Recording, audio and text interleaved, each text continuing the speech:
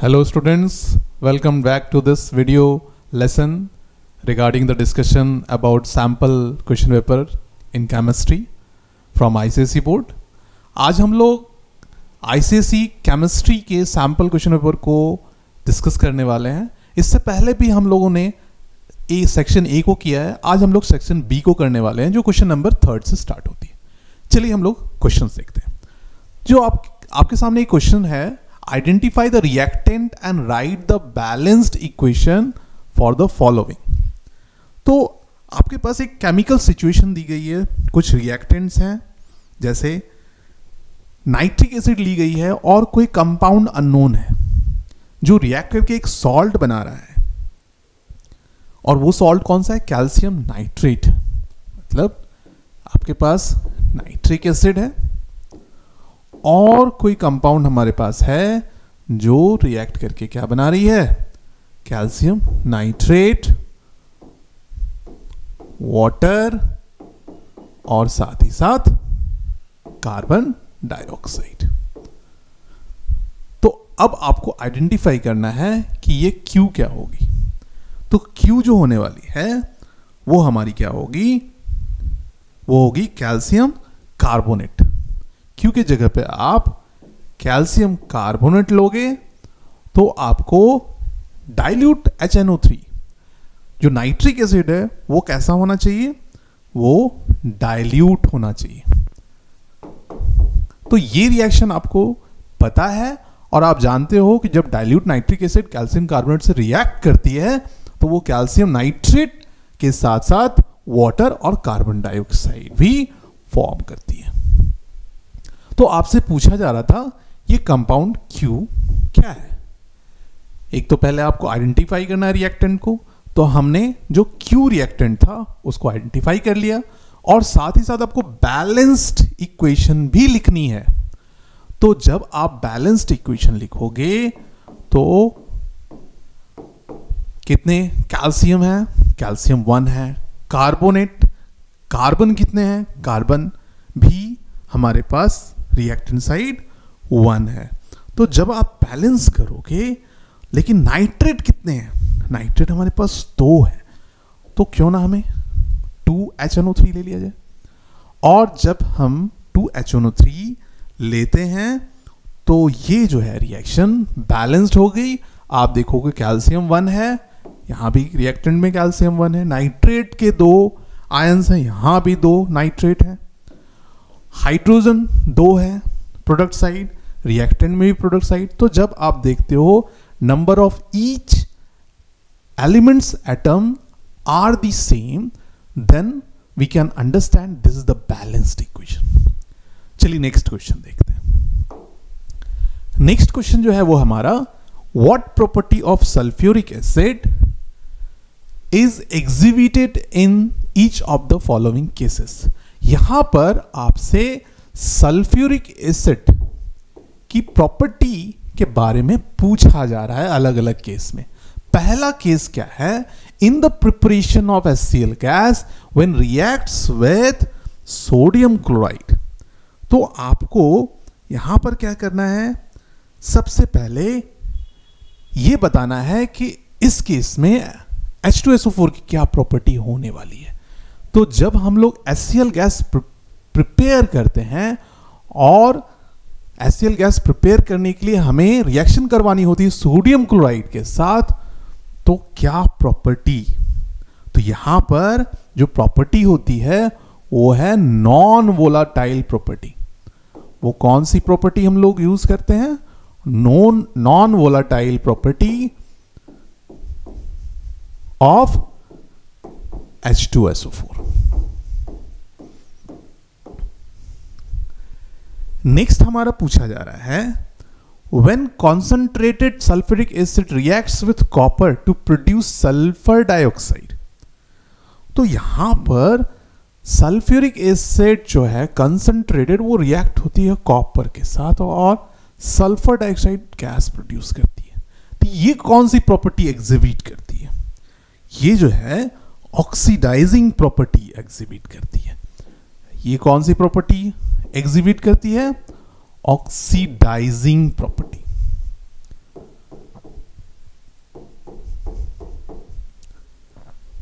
तो इन दोनों प्रॉपर्टीज के बारे में आपसे पूछा जा रहा था। और नेक्स्ट क्वेश्चन हम लोग देखते हैं। नेक्स्ट क्वेश्चन है the electron affinity of an element X is greater than that of Y। जो इलेक्ट्रॉन एफिनिटी दी गई है वो X की Y से ग्रेटर है। X की जो है वो Y से ग्रेटर है, ये इंफॉर्मेशन दी गई है। How is oxidising power of X likely with that of Y। तो आपको बताना ऑक्सीडाइजिंग पावर कैसी होगी। जब इलेक्ट्रॉन एफिनिटी X की अधिक है तो ऑक्सीडाइजिंग पावर भी इसकी अधिक होगी। क्यों? क्योंकि इसकी इलेक्ट्रॉन एक्सेप्ट करने की पावर अधिक होगी। Due to high electron affinity of X, X has the capacity to accept more number of electrons. तो इस कारण यहां पर ऑक्सीडाइजिंग पावर जो होगी वो X की ग्रेटर होगी Y से। क्यों? क्योंकि X के पास हाई इलेक्ट्रॉन एफिनिटी होगी। चलिए नेक्स्ट क्वेश्चन देखते हैं। How is electronegativity of X likely to compare with that. तो इलेक्ट्रोनेगेटिविटी भी जो है जिसकी इलेक्ट्रॉन एफिनिटी अधिक होगी उसकी इलेक्ट्रोनेगेटिविटी भी अधिक होगी। तो यहां पर भी X की इलेक्ट्रोनेगेटिविटी Y से अधिक होगी। Next, state whether X is likely to be placed to the left और to the right of Y in the periodic table. तो आपको बताना है कि X की जो पोजीशन होगी पीरियोडिक टेबल में वो Y के लेफ्ट में होगी या राइट में होगी। आपको ये पता है कि X जो है वो X के पास इलेक्ट्रॉन एफिनिटी कैसी है, हायर है। तो जब इलेक्ट्रॉन एफिनिटी हायर है तो जैसे ही हम लोग लेफ्ट टू राइट जाते हैं, हम लोग लेफ्ट टू राइट जाते हैं पीरियोडिक टेबल में अक्रॉस अ पीरियड, तो वो क्या होती है, तो इंक्रीज होती है, increasing electron affinity, electron affinity. तो X की तो ऑलरेडी दी गई है कि वो अधिक है और Y की कम है, तो X जो है वो Y के राइट में आने वाला है। तो हमारा ऑप्शन कौन सा हो गया, X is likely to be placed to the right of Y in the periodic table. चलिए नेक्स्ट क्वेश्चन देखते हैं। नेक्स्ट क्वेश्चन जो है वो आपसे ट्रू फॉल्स के फॉर्म में पूछा गया है। कुछ क्वेश्चंस एग्जाम में आपको ट्रू फॉल्स बेसिस पर हो सकते हैं। उसमें आपसे एग्जामिनर ये जानना चाह रहा है कि आप इंफॉर्मेटिव ढंग से कितनी अच्छी तरह से आपने प्रिपरेशन की है, आप कितने इंफॉर्मेटिव हो, कितने फैक्ट्स को आपने अपने माइंड में रखा है ताकि आप इन क्वेश्चंस में ट्रू और फॉल्स जज कर सको। तो चलिए फर्स्ट स्टेटमेंट को देखते हैं।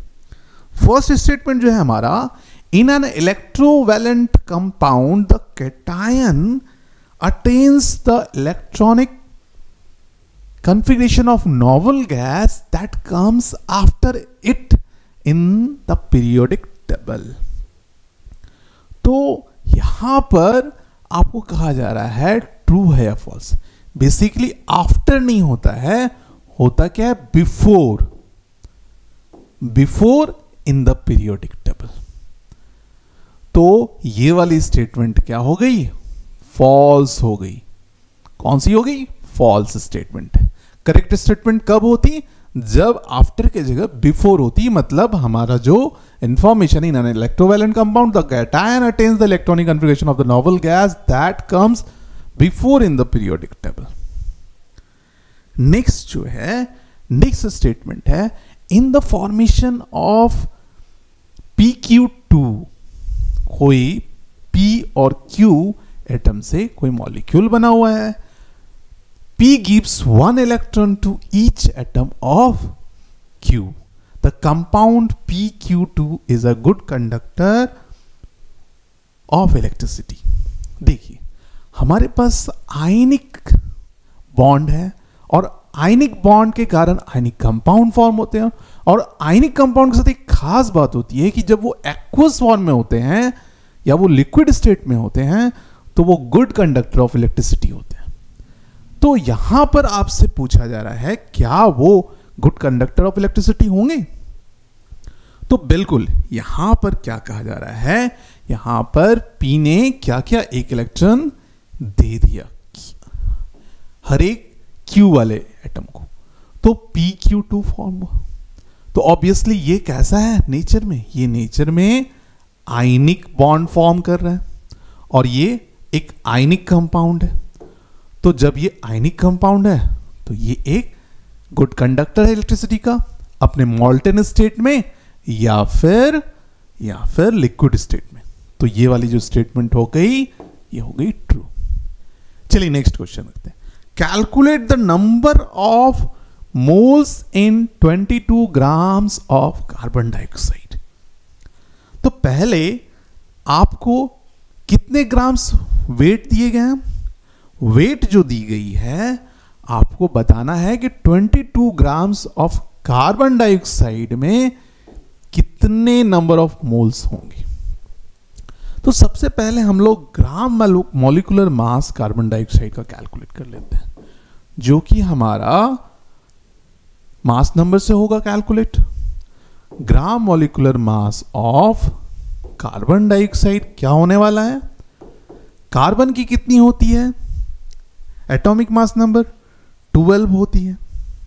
तो ग्राम मॉलिक्यूलर मास जो होगी 12 प्लस 2 हमारे पास ऑक्सीजन है. तो जब आप इनको ऐड करोगे 32 प्लस 12 ये कितने होंगे, ये 44 ग्राम होंगे.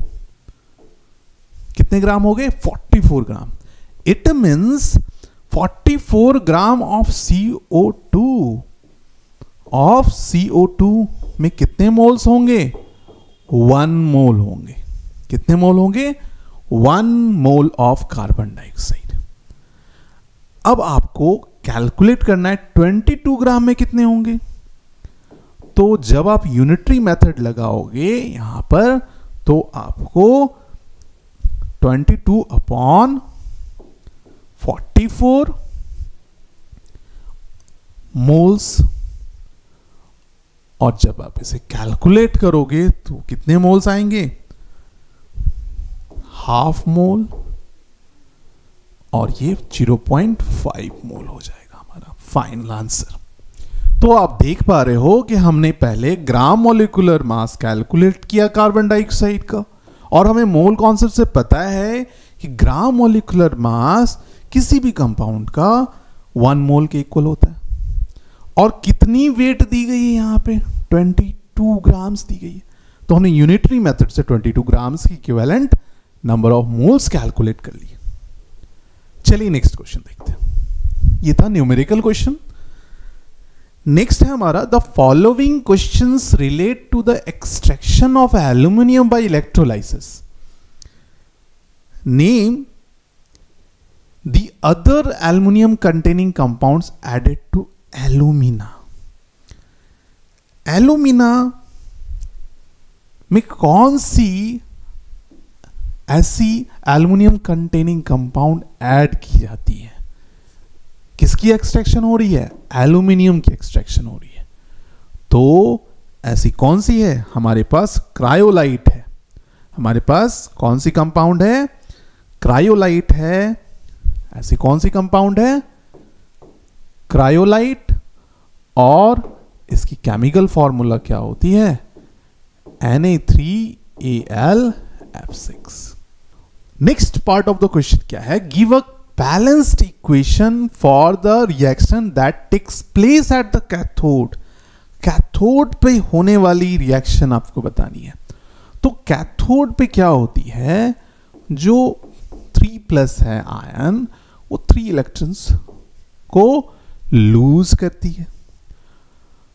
तो यहां पर जो है कितने एल्युमिनियम होंगे, यहां पर 2 एल्युमिनियम होते हैं, जिसके कारण से 6 इलेक्ट्रॉन लूज होती है और वो एक एल्युमिनियम एटम फॉर्म करती है जो कि न्यूट्रल होती है।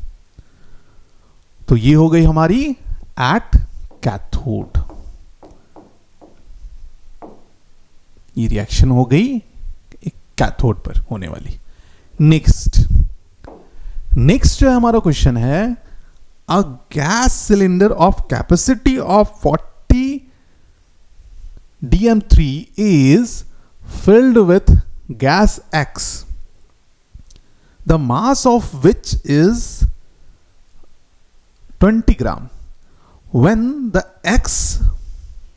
same cylinder is filled with hydrogen gas at the same temperature and the pressure, the mass of hydrogen is 2 gram. Find the relative molecular mass of the gas. तो यहां पर आपको रिलेटिव मॉलिक्यूलर मास कैलकुलेट करनी है। तो relative molecular mass की जो formula होती है वो क्या होती है, 2 इंटू वेपर डेंसिटी। वो क्या होगी, 2 इंटू वेपर डेंसिटी। तो सबसे पहले हमें वेपर डेंसिटी कैलकुलेट करनी होगी और वेपर डेंसिटी कैलकुलेट करने के लिए हमें vapour density of gas X अगर हमें लेना है तो weight of X and weight of the same volume, weight of gas X and weight of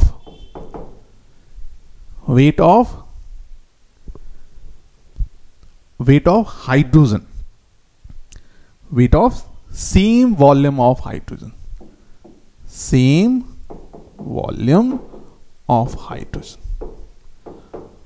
तो जब आप वैल्यूज पुट करोगे तो आपको कितनी वैल्यूज आएंगी, वैल्यू आएगी आपके पास 20/2,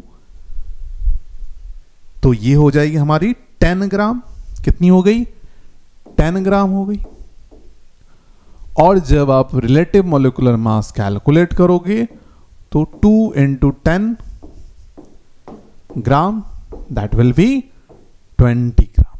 तो हमारी जो आंसर हो गई वो कितनी हो गई, 20 ग्राम हो गई। तो ये थी एक न्यूमेरिकल जो रिलेटिव मॉलिक्यूलर मास पर बेस्ड थी और साथ ही साथ हमने vapour density of gas X को भी अप्लाई किया। चलिए नेक्स्ट क्वेश्चन देखते हैं। इसमें जो है हमें एक बैलेंस्ड इक्वेशन चाहिए। हमें क्या लेना है, एल्युमिनियम नाइट्राइड लेना है और साथ ही साथ वाटर लेनी है और ये एल्युमिनियम हाइड्रोक्साइड फॉर्म करेगी, साथ ही साथ अमोनिया गैस रिलीज होने वाली है। तो जब आप इसे बैलेंस करेंगे तो आपको कितने एल्युमिनियम है, हमारे पास सिंगल है तो हमने सिंगल एल्युमिनियम, ये तो बैलेंस है। लेकिन जब आप हाइड्रोजन और ऑक्सीजन को देखेंगे तो वो बैलेंस नहीं है। तो आप क्या कर सकते हैं, आप 3 मॉलिक्यूल H2O लेंगे तो अब जो है ये बैलेंस हो गई है। नेक्स्ट जो है हमारा वो कार्बन और नाइट्रिक एसिड के साथ की रिएक्शन है और ये कैसी है, कंसंट्रेटेड है। तो जब आप इसे लेते हैं तो ये कार्बन डाइऑक्साइड, गैस, वाटर और साथ ही साथ नाइट्रोजन डाइऑक्साइड फॉर्म। और जब आप इसे बैलेंस करेंगे तो आपको कितने नाइट्रिक एसिड चाहिए, 4। तो आप ये बैलेंस्ड इक्वेशन फॉर्म कर सकते हैं। नेक्स्ट जो है हमारा वो है इथेनॉल। ये जो है C2H5OH होती है और जब conc H2SO H4 acidic medium में से हीट किया जाता है तो ये C2H4 फॉर्म करती है और साथ ही साथ H2O रिलीज करती है। और डिहाइड्रेशन आपको कहीं ना कहीं ये हिंट कर रही है कि रिमूवल ऑफ H2O होगी ही। तो ये थी हमारी क्वेश्चन नंबर 3। नेक्स्ट क्वेश्चन जो है वो है हेवर प्रोसेस से। हेवर्स प्रोसेस जो है ये यूज होती है in the synthesis of ammonia. तो अमोनिया सिंथेसिस के लिए यूज की जाती है, अमोनिया सिंथेसाइज की जाती है, इसे प्रिपेयर की जाती है। और एक जर्मन केमिस्ट हुआ करते थे फ्रिट्ज हेवर, उनके नेम के ऑनर में ये जो रिएक्शन है वो ली गई है। तो उन्होंने प्रोडक्शन ऑफ अमोनिया को अपने नाम पर पेटेंट करवा लिया। तो वो कौन से थे? फ्रिट्ज हेवर। इस जर्मन केमिस्ट के नाम पर हेवर प्रोसेस को पॉपुलर किया गया। और ये किस लिए था? ये अमोनिया फॉर्मेशन के लिए था। अब इसमें क्या होता है, इसमें नाइट्रोजन ली जाती है, नाइट्रोजन गैस ली जाती है और साथ ही साथ हाइड्रोजन ली जाती है। नाइट्रोजन गैस और हाइड्रोजन ली जाती है किस रेशियो में? 1:3 रेशियो में ली जाती है। और साथ ही साथ टेम्परेचर और प्रेशर क्या होता है, ये जो हमारा टेम्परेचर है वो 450 to 500 डिग्री सेल्सियस हो सकती है टेम्परेचर, और जो हमारा प्रेशर है 200 to 400 ATM होती है।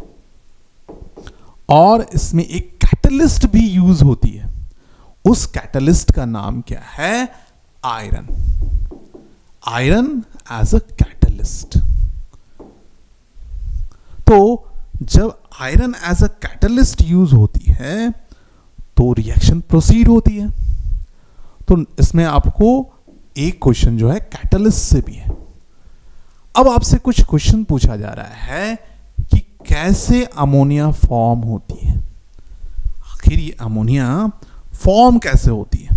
हमने टेम्परेचर तो बता दिया, सारे कंडीशंस तो बता दिए, और ये जो है कि जो बैलेंस हमारा होगा और काफी हीट भी रिलीज होती है। तो टेम्परेचर पूछा गया है, तो टेम्परेचर क्या हो सकता है? 450 to 500 डिग्री सेल्सियस। तो जो हमारा 500 डिग्री सेल्सियस है वो ऑप्टिमम टेम्परेचर है। और कैटलिस्ट में हम लोग आयरन पार्टिकल्स को यूज करते हैं। क्या यूज करते हैं? आयरन पार्टिकल्स को। फाइन होते हैं वो। कैसे पार्टिकल्स होते हैं? Fine particles. आयरन के फाइन पार्टिकल्स होते हैं। और बैलेंस्ड इक्वेशन की बात अगर की जाए तो आप ये रिएक्शन देख पा रहे होंगे। ये मैंने एक बैलेंस्ड रिएक्शन लिखा है अमोनिया फॉर्मेशन के लिए। तो इस टॉपिक से आपको बहुत सारे क्वेश्चंस एग्जाम में देखने को मिल सकते हैं कि अमोनिया के सिंथेसिस के लिए कौन सा प्रोसेस है? वो हेवर्स प्रोसेस है। और हेवर्स प्रोसेस किसने दिया? वो फ्रिट्ज हेवर ने दिया। वो एक जर्मन केमिस्ट थे। चलिए नेक्स्ट क्वेश्चन देखते हैं। नेक्स्ट क्वेश्चन है, Ranjana wants to prove that ammonia is a reducing agent. To demonstrate this, she passes ammonia gas over heated copper oxide.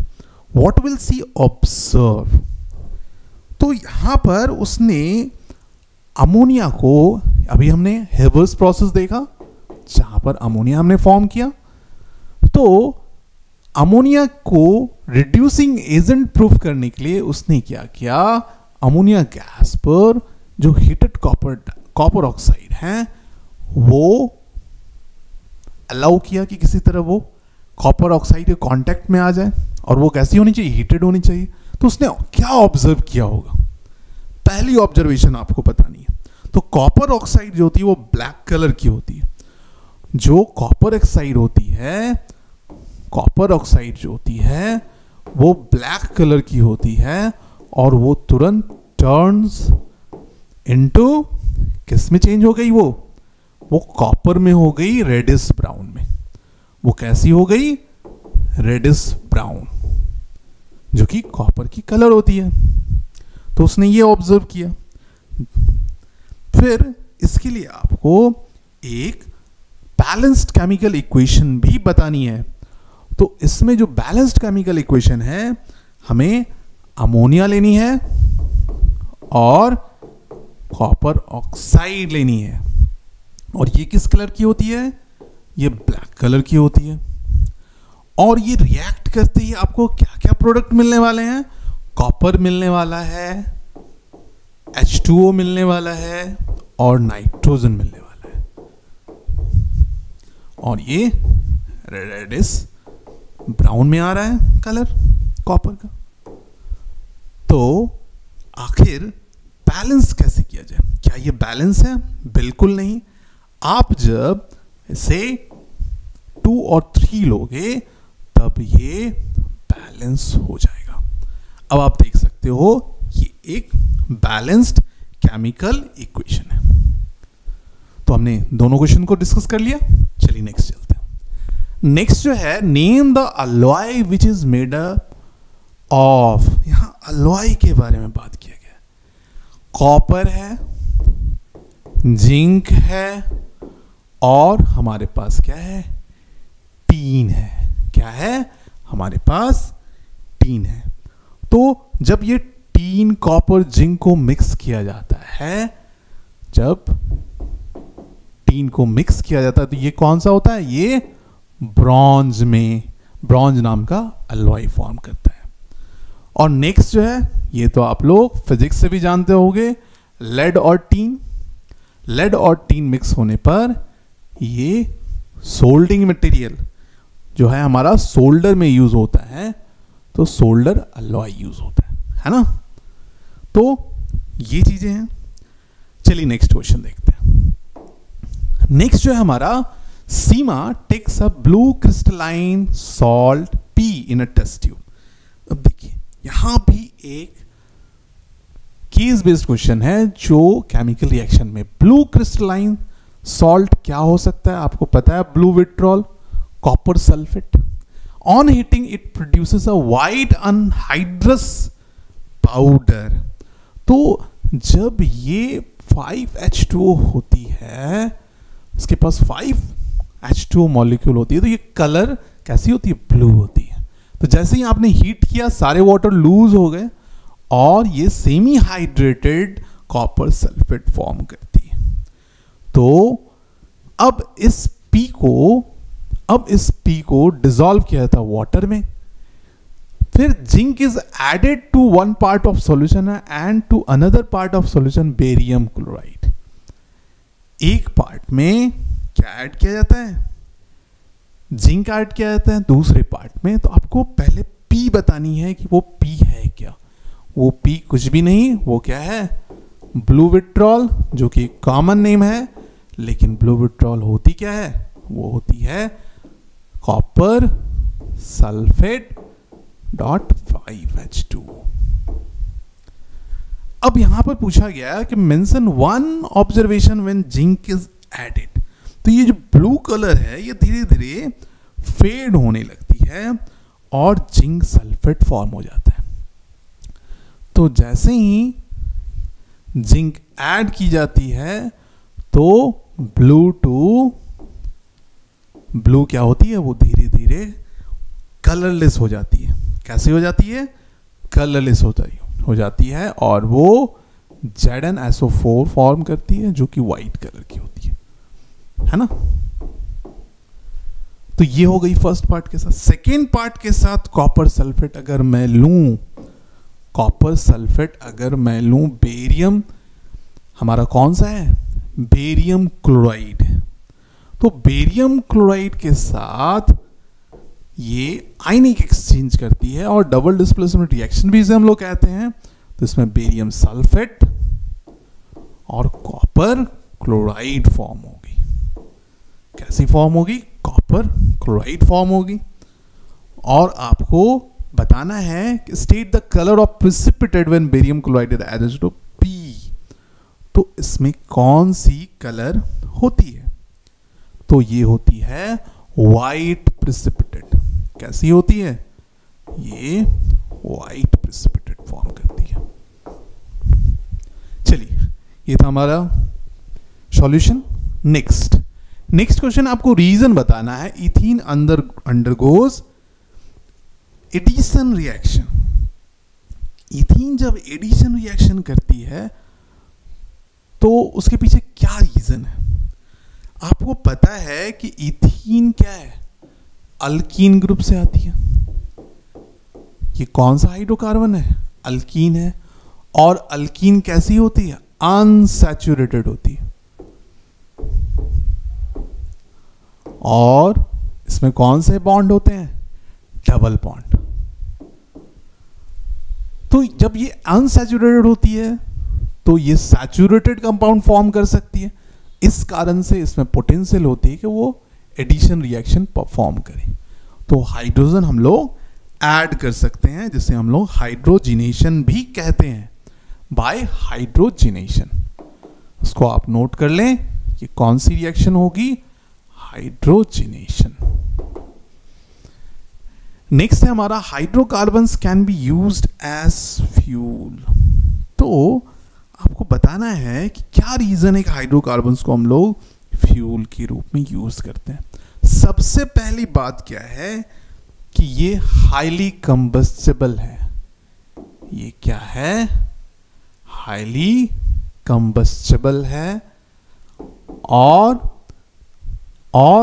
जब इसकी कंबस्शन होती है तो ये काफी हीट प्रोड्यूस करती है, which produces